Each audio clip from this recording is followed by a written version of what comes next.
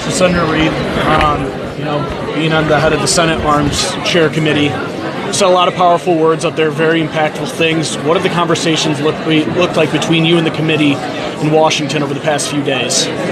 Well, there's a strong, unanimous support for the state of Israel. This was an unprovoked terrorist attack, and we are going to do all we can to support the state of Israel. I spoke yesterday with Secretary Austin, Secretary of Defense. We are moving a carrier battle group into place to support them. We're also providing reinforcements to CENTCOM so that they're capable of reacting. We're going to cooperate with their special operations forces so that if they have to make some tactical raids, particularly to liberate Israeli citizens, we'll at least provide our expertise. But we're there to support whatever they need. And Senator, we talk about that support. We know the Counsel General was saying that this could last days, weeks, maybe even months. Are we there from start to finish to support the Israelis? We're there from start to finish. This is a democracy in an area that is anti-democratic, to say the least. This is a terrorist attack.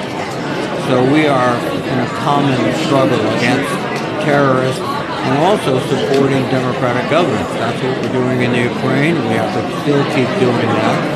We also have to be very careful about tipping points where someone else might join the fight. And Hezbollah has thousands of rockets up in Lebanon. We want to make sure that those aren't used. The Iranians are involved to the extent of encouraging this type of action, and also their goal is to disrupt a relationship between Saudi Arabia and Israel. So there's so many different factions and factors going on. But we're clearly going to support the IDF, the Israeli Defense Forces. They're very capable. They will provide. Senator, the Speaker had mentioned something about a relief fund in the works. Do you know anything about that? Can you give us any details on that? Have you heard of that? There's been some discussions, but no real detail yet. I think the first reaction, obviously, is defeat Hamas, expel them from Israel, prevent them from firing missiles. Those are the first tactical responses that have to be taken. And then, of course,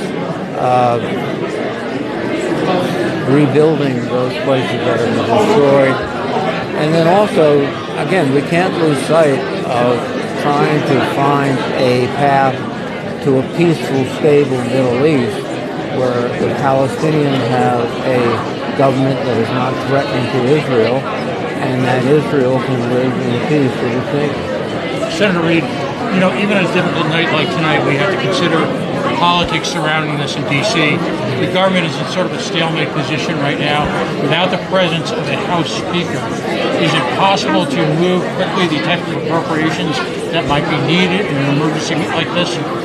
Well, this is where the Senate should move dramatically next week on several fronts. One is moving resources for both Ukraine and for Israel and putting pressure on the House to get organized so that they can do the same thing. And also we need to lift these holds on so many military personnel.